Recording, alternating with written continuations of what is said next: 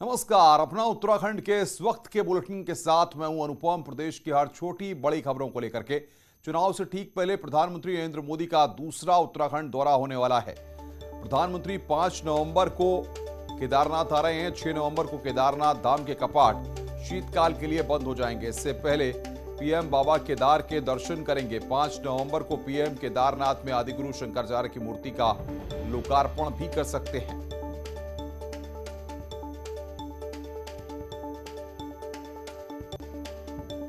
अभी तक जो सूचना है, सूचना के आधार पर प्रधानमंत्री जी 5 तारीख को केदारनाथ आएंगे।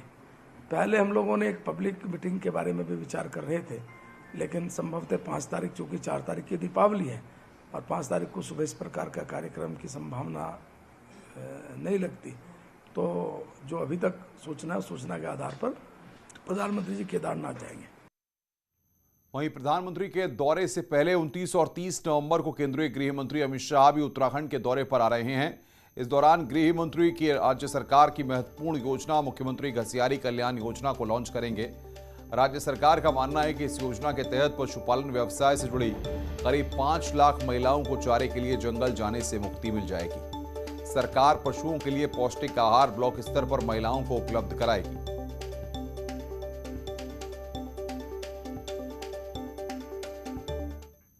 आगे बढ़ते हैं, चमोली से खबर है। बद्रीनाथ के कपाट बंद होने की घोषणा हो गई है। 20 नवंबर को भगवान बद्री विशाल के कपाट बंद होंगे। शीतकाल के लिए शाम 6:45 पर कपाट बंद किए जाएंगे। रावल और धर्माधिकारी की मौजूदगी में इस तिथि की घोषणा की गई है।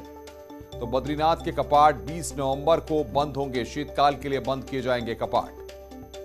रावल की मौजूदगी में यह तिथि घोषित की गई है। धर्माधिकारी भी इस दौरान वहां पर मौजूद रहे। और बातचीत करने के लिए प्रभात पुरोहित हमारे संवाददाता फोन लाइन पर चमोली से जुड़ रहे हैं। प्रभात, तिथि घोषित हो गई है, अब किस तरीके से आगे क्या क्या रहेगा कपाट बंद होने के बाद और क्या परंपराएं हैं? अनुपम, आपको बताना चाहूंगा, जिस तरीके से जो चारों धामों में प्रमुख है, भगवान बद्री विशाल के कपाट बंद होने और खुलने की जो परंपराएं हैं वो काफी महत्वपूर्ण होती है। जहां बसंत पंचमी के पर्व पर जो है भगवान बद्री विशाल के कपाट की खोलने की तिथि जो है घोषित होती है, वहीं विजयादशमी के पर्व पर बंद होने की तिथि घोषित की जाती है। और आज विजयादशमी के पर्व पर एक बार फिर से भगवान बद्री विशाल के कपाट बंद होने की तिथि घोषित हुई है शीतकाल के लिए। और जिस तरीके से आज जो है लगभग 10:30 बजे से यहाँ पर जो है पूजा अर्चनाओं के साथ जो है ज्योतिषीय गणना शुरू हो गई थी। जो बद्रीनाथ जी के जो है मुख्य प्रधान अर्चक जिनको कहा जाता है रावल जी की मौजूदगी में जो बद्रीनाथ के धर्माधिकारी हैं और जो वेद पाठी हैं, रावल जी के नेतृत्व में यहाँ पर जो ज्योतिषीय गणना हुई, जिसके बाद जो है तिथि घोषित हुई है आज 20 नवंबर, जो कि 20 नवंबर को शाम को 6:45 पर इस वर्ष शीतकाल के लिए भगवान बद्री विशाल के कपाट जो है बंद हो जाएंगे। और शीतकाल में जब कपाट बंद हो जाते तो यहाँ पर देवर्षि नारद जी के द्वारा जो है भगवान बद्री विशाल की पूजा अर्चना की जाती है। कि यह मान्यता है, एकमात्र यही ऐसा धाम है जहाँ पर कि 6 महीने जो है मनुष्यों के द्वारा जो है भगवान बद्री विशाल की पूजा अर्चना की जाती है और 6 महीने देवताओं की ओर से भगवान देवर्षि नारद जी के द्वारा बद्री विशाल जी की पूजा अर्चना की जाती है। तो जो तिथि घोषित हुई है, तो जो 20 नवंबर को जिस दिन भगवान बद्री विशाल के कपाट बंद होने, तो उससे पहले 5 दिन पहले से ही यहाँ पर पंच पूजाएं शुरू हो जाएंगी, जिसमें कि पहले दिन यहाँ पर भगवान गणेश जी के जो है मंदिर के कपाट बंद होते हैं और दूसरे दिन आदि केदारेश्वर के कपाट बंद होते हैं और तीसरे दिन जो खट पुस्तक होती है वो बंद की जाती है और चौथे दिन लक्ष्मी नारायण जी की पूजा होती है और 5वें दिन यानी कि 20 नवंबर को जो है इस वर्ष शीतकाल के लिए भगवान बद्री विशाल के कपाट बंद होंगे। अनुपम, बिल्कुल प्रभात, आगे भी आपसे अपडेट लेते रहेंगे। प्रभात पुरोहित हमारे संवाददाता इस वक्त की बड़ी खबर पर हमें अपडेट दे रहे थे। उत्तराखंड की 4 धाम यात्रा समाप्ति की ओर है। 11 ज्योतिर्लिंग में शामिल बाबा केदार के कपाट जहां भैया दूज के दिन 6 नवंबर को बंद होंगे, वहीं आज 2 और केदारों के कपाट बंद होने की तिथि भी घोषित हो गई है। ओंकारेश्वर मंदिर में आज द्वितीय केदार मदमहेश्वर धाम के कपाट 22 नवंबर को बंद होने की घोषणा हुई है, जिसके बाद मदमहेश्वर भगवान की उत्सव डोली 25 नवंबर को ओंकारेश्वर मंदिर पहुंचेगी। वहीं तृतीय केदार तुंगनाथ के कपाट 30 अक्टूबर को बंद होंगे। इसके बाद 1 नवंबर को तुंगनाथ की उत्सव डोली अपने शीतकालीन गद्दी स्थल मक्कू मठ पहुंचेगी।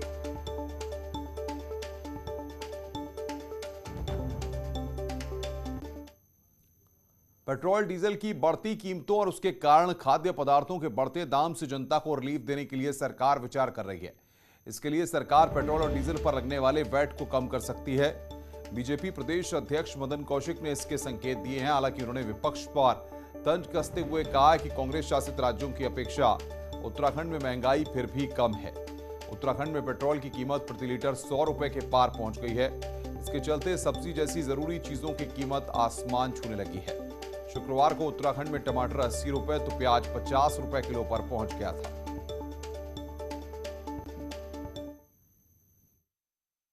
उत्तराखंड की सरकार ने महंगाई कंट्रोल करने के लिए कई चीज़ों से वैट कम किया है, घटाया है, लेकिन मैं जानता हूं कि चाहे पंजाब हो या राजस्थान हो या अन्य कांग्रेस शासित राज्य हों, जहां कहीं 2-3 महाराष्ट्र हो, वहां उन्होंने जनता को जो लाभ देना चाहिए था नहीं दिया। शायद कांग्रेस को कहीं ना कहीं उन राज्यों में जो एक डर है वो उनके दिमाग में बैठा हुआ है।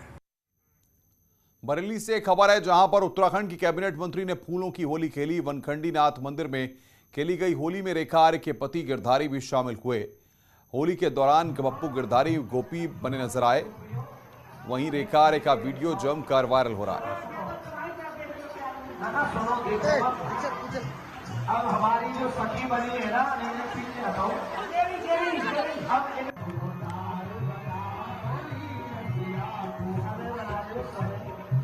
उत्तराखंड में कोविड वैक्सीनेशन से जुड़ी बड़ी खबर है। उत्तराखंड में वैक्सीनेशन में बड़ी कामयाबी मिली है। 18 साल से ऊपर के सभी सिटीजन को वैक्सीन सिंगल डोज लग चुकी है। करीब 50% सिटीजन का हो चुका है कंप्लीट वैक्सीनेशन। 17 अक्टूबर को वैक्सीनेशन को लेकर बड़ी घोषणा होगी। तो 17 अक्टूबर को इसकी घोषणा होगी। 18 साल से ऊपर सभी को सिंगल डोज लग चुका है। उत्तराखंड में वैक्सीनेशन को लेकर उपलब्धि हासिल की गई है। 18 साल से ऊपर सभी को सिंगल डोज लग गई है।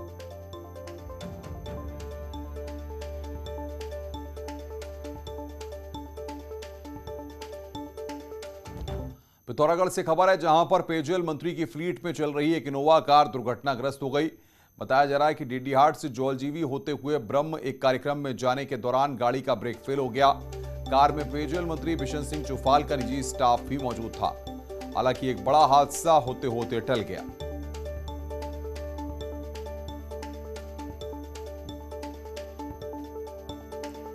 आगे बढ़ते हैं। कॉर्बेट नेशनल पार्क का बिजरानी जोन आज से पर्यटकों के लिए खोल दिया गया है। इसको लेकर पर्यटकों में गजब का उत्साह है।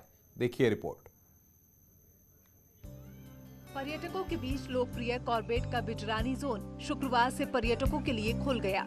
यहां इस जोन में जाने की पर्यटकों में होड़ देखी गई। पहले दिन पहली पाली में ये जोन पर्यटकों से फुल रहा।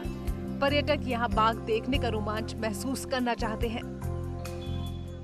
हम लोग एक्चुअली उत्तराखंड टूर में आए हैं, तो इसलिए सोचा कि I think we should must travel once in Jim Corbett, तो इसलिए इसी वजह से हम लोग आए यहाँ पर। होप करते हैं कि कुछ अच्छा साइटिंग हो एंड वेदर अच्छा है तो दूर तक अच्छा विजिबिलिटी रहेगा। टाइगर साइटिंग की। पर्यटकों के इस उत्साह को कॉर्बेट प्रशासन ने भी दोगुना कर दिया। कॉर्बेट प्रशासन ने 15 नवंबर को ढिकाला खुलने के साथ शुरू होने वाले नाइट स्टे को ढेला, झेरना और बिजरानी में 15 अक्टूबर से ही शुरू कर दिया है।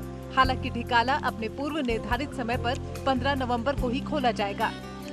कॉर्बेट टाइगर रिजर्व का बिजरानी जोन जो है वो 15 अक्टूबर से खुलता है और उस क्रम में आज सुबह जो है बिजरानी जोन नॉर्मल टूरिस्ट के लिए खोल दिया गया है और इसमें सुबह की पाली में जो 30 स्टिपुलेटेड जिप्सीज हैं वो गई हैं। कॉर्बेट में जंगल की सैर पर्यटकों में नए उत्साह का संचार कर देती है। ऐसे में पर्यटक यहाँ के वन्य जीवन से रूबरू होने के लिए बार बार यहाँ का रुख करते हैं, जो इस पार्क के पर्यटन कारोबारियों के लिए किसी संजीवनी से कम नहीं। Govind Patni, news 18, Corbett National Park, Ramnagar.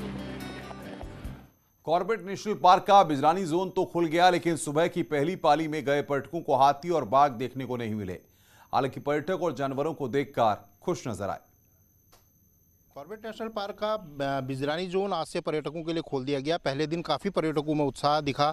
यहाँ पर 30 जो परमिट है जिप्सियों के 30 के 30 परमिट लगे रहे और पहले दिन ही ये कह सकते हैं कि कॉर्बेट बिजरानी जोन जो है पैक रहा।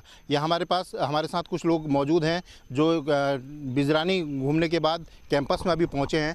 बेटा आपका नाम बताइए। देशना। किस तरह का लगा बेटा आपको यहाँ पर घूम करके? बहुत अच्छा लगा और हवा भी बहुत फ्रेश था। और क्या देखने आए थे? टाइगर दिखा नहीं दिखा? नहीं दिखा, क्योंकि बहुत बुश ही है ना, तो टाइगर अगर हिडन होगा। मैम आप भी यहाँ पर आइए, तो किस तरह का आपको महसूस हुआ कॉर्बेट देख करके? हालांकि आपको हाथी और टाइगर नहीं दिखाई दिए। नहीं, we didn't. Today we were unlucky, but it was very good experience to go inside the forest and see everything. तो कुल मिला के आप देख सकते हैं कि पर्यटकों में काफ़ी रोमांच रहा। टाइगर देखने का रोमांच था, लेकिन बदकिस्मती से आज पहले दिन पहली पाली में टाइगर और एलिफेंट यहाँ उसकी साइटिंग नहीं हो पाई। गोविंद पाटनी, न्यूज़ 18, रामनगर। कर्मकार कल्याण बोर्ड में मेडिकल कॉलेज के लिए 20 करोड़ रुपए जारी करने के मामले में भले ही बोर्ड की पूर्व सचिव दमयंती रावत समेत ईएसआई के 4 अफसरों को चार्जशीट सौंप दी गई हो, लेकिन श्रम मंत्री हरक सिंह ने पहले ही चारों अफसरों को क्लीन चिट दे दी है। मंत्री का कहना है कि मैं डंके की चोट पर कह सकता हूं कि पूरे मामले में चारों अफसरों की कोई गलती नहीं है। मंत्री ने कहा कि जांच समिति ने चार्जशीट क्यों सौंपी, उनको नहीं पता। उनकी कोई गलती नहीं है। जांच समिति ने उनको क्यों टारगेट किया मुझे नहीं मालूम, लेकिन मैं डंके की चोट पर कह सकता हूं कि जिन अधिकारियों को नोटिस दिए गए उनकी कोई 0.1% भी इस पर कोई गलती नहीं है। उन्होंने माननीय मुख्यमंत्री वित्त मंत्री के अनुमोदन के बाद। कोटद्वार से खबर है, जहां पर सालों से कोटद्वार से दिल्ली के बीच चलने वाली गढ़वाल एक्सप्रेस के बंद होने से यात्रियों समेत व्यापारियों में खासी नाराजगी देखने को मिल रही है। कोरोना काल के दौरान टेम्पररी तौर पर बंद की गई गढ़वाल एक्सप्रेस को अब कोटद्वार से पूरी तरह बंद कर दिया गया। वहीं गढ़वाल एक्सप्रेस को दोबारा शुरू करने की मांग अब जोर पकड़ने लगी है। एक और जहां व्यापारियों ने ट्रेन दोबारा से शुरू करने की मांग की है, तो वहीं कांग्रेस ने भी इसे जनहित का मुद्दा बताते हुए आंदोलन को चेतावनी दी है। हालांकि कोटद्वार से दिल्ली के लिए जन शताब्दी एक्सप्रेस चल रही है, लेकिन लोगों की मांग है कि गढ़वाल एक्सप्रेस को भी वापस शुरू किया जाए। हम ये कहते हैं गढ़वाल एक्सप्रेस चले और मसूरी एक्सप्रेस चले, तो उस समय इन्होंने कोविड के होने की वजह से सांसद जी से बात हुई थी उस समय, तीरथ सिंह रावत जी से, उन्होंने कहा था कोविड है और ये बहुत जल्दी चलेगी। अब हमने जो सुनने में आ रहा है, पढ़ रहे हैं कि ये मसूरी एक्सप्रेस बिल्कुल ही बंद कर दी गई है, तो ये सरकार का बहुत ही गलत निर्णय है। हमने इसमें ज्ञापन दिया है जो कि महाप्रबंधक उत्तर प्रदेश के इस जोन के हैं, और आगे भी हम इसमें धरना प्रदर्शन करेंगे और लगातार इसमें हम सरकार के खिलाफ लगातार कोशिश जारी रखेंगे। जल्द से जल्द यहाँ पर मसूरी एक्सप्रेस चले। नैनीताल से खबर है, जहां पर दो गुलदारों के बीच आपसी संघर्ष का वीडियो वायरल हो रहा है। सोशल मीडिया में वायरल हो रहा वीडियो नैनीताल के पंगुट रोड का बताया जा रहा है। हालांकि कई लोग इसे पौड़ी के बधाणी रोड का बता रहे हैं। न्यूज़ 18 वीडियो की पुष्टि नहीं करता है। वहीं वीडियो को लेकर सोशल मीडिया में खूब शेयर किए जा रहे हैं।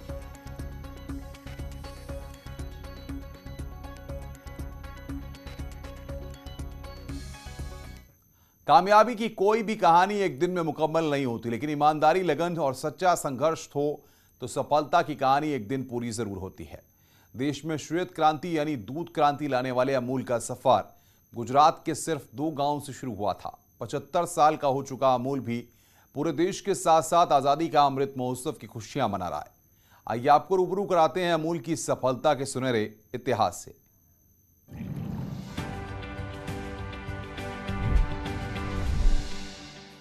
गुजरात के खेड़ा जिले में पनपा सहकारी आंदोलन मजबूत हुआ तो इसके पीछे किसानों की ईमानदार मेहनत और कुशल मैनेजमेंट ही असल वजह है। डॉक्टर वर्गीस कुरियन अमेरिका से मैकेनिकल इंजीनियरिंग में मास्टर्स की डिग्री लेकर 1949 में सिर्फ 6 महीने की नियुक्ति पर आणंद आए, लेकिन आणंद में चल रहा दूध आंदोलन उन्हें इतना रास आया कि उन्होंने पूरे देश में डेयरी सेक्टर के विकास के लिए अपना जीवन समर्पित कर दिया। रुक रहे हैं एक ब्रेक के लिए, ब्रेक के बाद जल्द हाजिर होते हैं।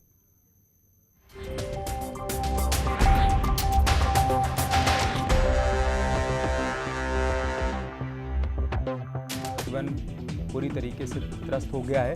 पेट्रोल, डीजल, रोजमर्रा की वस्तुओं के दाम बढ़ रहे हैं। केंद्र और राज्य की सरकारें इस पर ध्यान देंगे। बीएसपी महासचिव सतीश चंद्र मिश्रा ने पेट्रोल की बढ़ती कीमतों को लेकर सरकार पर साधा निशाना।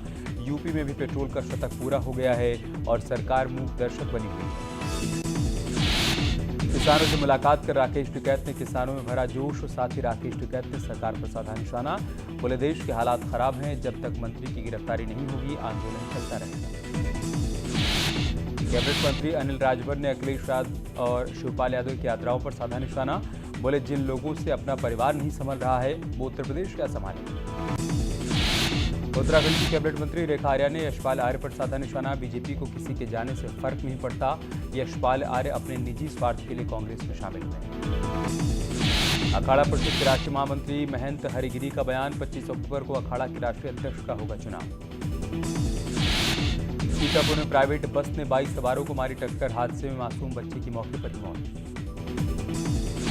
संभल में डिवाइडर से टकराई तेज रफ्तार कार, हादसे में कार सवार एक युवक की मौत, 4 लोग हुए घायल।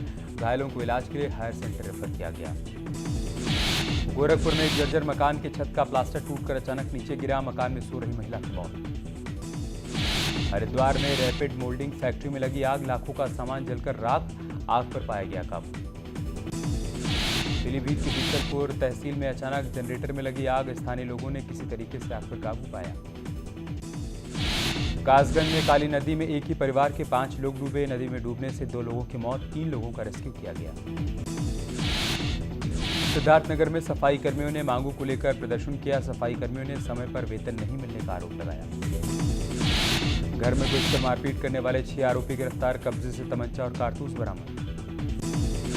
कानपुर में अस्पताल प्रशासन की बड़ी लापरवाही, गर्भवती महिला ने बाथरूम में बच्चे को जन्म दिया, कई बार बुलाने पर भी नहीं पहुंचा स्टाफ। पुलिस ने 3 शराब तस्करों को गिरफ्तार किया, आरोपियों से 544 पेटी शराब बरामद, हरियाणा से बिहार ले जाई जा रही थी शराब। महिला ने लगाया, पीड़ित महिला ने एसएसपी कार्यालय पहुंचकर न्याय की गुहार लगाई। 12 करोड़ का गबन करने वाले 2 फरार आरोपी गिरफ्तार, फेज 3 थाना पुलिस ने की गिरफ्तारी। पुलिस ने 9 गांजा तस्करों को गिरफ्तार किया, आरोपियों से 3 क्विंटल से अधिक गांजा बरामद किया गया। पुलिस ने हत्या का खुलासा करते हुए 2 आरोपियों को गिरफ्तार किया, पैसों के लेन देन में दोस्तों पर हत्या करने का आरोप। अधिकारी बनकर ठगी करने वाले 6 आरोपी गिरफ्तार, 72 लाख रुपए की ठगी का है आरोप। शाइन सिटी ग्रुप का निदेशक चमनलाल दिवाकर हुआ गिरफ्तार, गोमती नगर के वरदान खंड से हुई गिरफ्तारी, करोड़ों रुपए की जालसाजी का आरोपी है चमनलाल दिवाकर। वाराणसी में शाइन सिटी फर्जीवाड़ा मामले में आरोपी आर्यन भार्गव को पुलिस ने बंगाल से गिरफ्तार किया, हावड़ा में रिश्तेदार के घर पर छुपा हुआ था, करोड़ों के घोटाले का आरोपी है आर्यन भार्गव।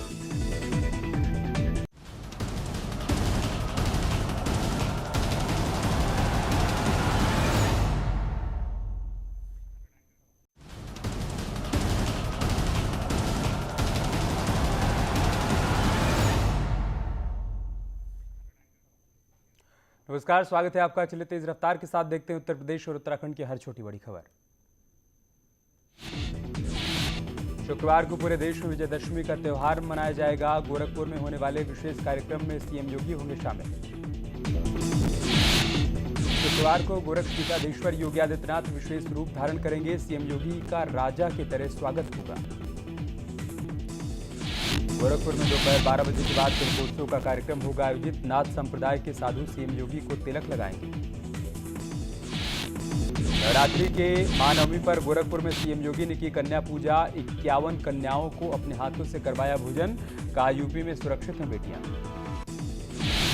मिर्जापुर के कछवा स्थित नवरात्रि पूजन कार्यक्रम में पहुंचे डिप्टी सीएम केशव प्रसाद मौर्य ने हवन पूजन किया, केशव मौर्य ने मां विंध्यवासिनी के दर्शन पूजन किए।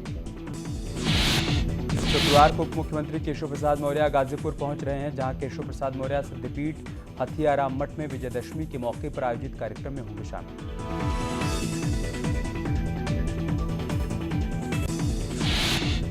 विजयदशमी को रावण दहन होगा, इसके लिए संगम नगरी प्रयागराज में रावण को तैयार करने का काम अपने आखिरी चरण में। आगरा में रावण की पूजा शुरू हो गई है। आगरा में सारस्वत गोत्र के ब्राह्मण समाज के लोग दशहरा पर रावण की पूजा करते हैं। इटावा के जसवंत नगर में रावण को संकट मोचक की भूमिका में पूजा जाता है, पूरे शहर भर में रावण की आरती भी उतारी जाती है। अमेठी में दशहरे की जोरदार तैयारियां जारी, दशहरा पर Ravan. Headlines sponsored by Doon Group of Colleges, Dehradun. We turn dreams into reality.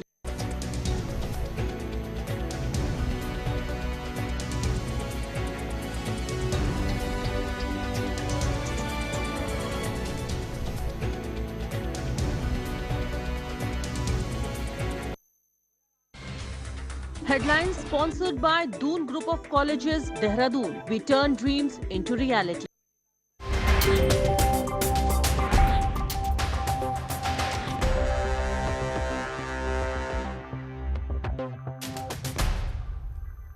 Vijayadashami के मौके पर राजधानी देहरादून समेत अलग अलग जगहों पर पुतला दहन की तैयारी की गई है। देहरादून की बात करें तो हिंदू नेशनल पार्क रोड पर रावण के पुतला दहन कार्यक्रम में मुख्यमंत्री पुष्कर धामी शामिल होंगे। मुख्यमंत्री धामी के यहां पर शाम 7 बजे पहुंचने का कार्यक्रम है। इसके अलावा रेस कोर्स के बन्नू स्कूल ग्राउंड, बसंत विहार के सनातन धर्म इंटर कॉलेज और प्रेमनगर में पुतला दहन की तैयारी की गई है। देहरादून में आमतौर पर परेड ग्राउंड में दशहरे के पुतला दहन का प्रोग्राम होता था, लेकिन पिछले 2 साल से स्मार्ट सिटी के काम और कोविड की वजह से यहां पर आयोजन नहीं हो सका है। विजयदशमी पर पुतला दहन को लेकर पुलिस और प्रशासन ने इंतजाम किए हैं। वहीं भीड़ भाड़ को देखते हुए कोविड प्रोटोकॉल का भी पालन किया जाएगा। इसके अलावा उत्तराखंड के दूसरे जिलों और बड़े शहरों में भी पुतला दहन की तैयारी की गई है। ऋषिकेश से खबर है, जहां पर त्रिवेणी संगम पर दशहरे को धूमधाम के साथ मनाया जाता है, जिसमें देशी विदेशी पर्यटक पहुंचते हैं, लेकिन कोरोना का असर इस पर साफ देखा जा रहा है। हालांकि तैयारी पूरी है।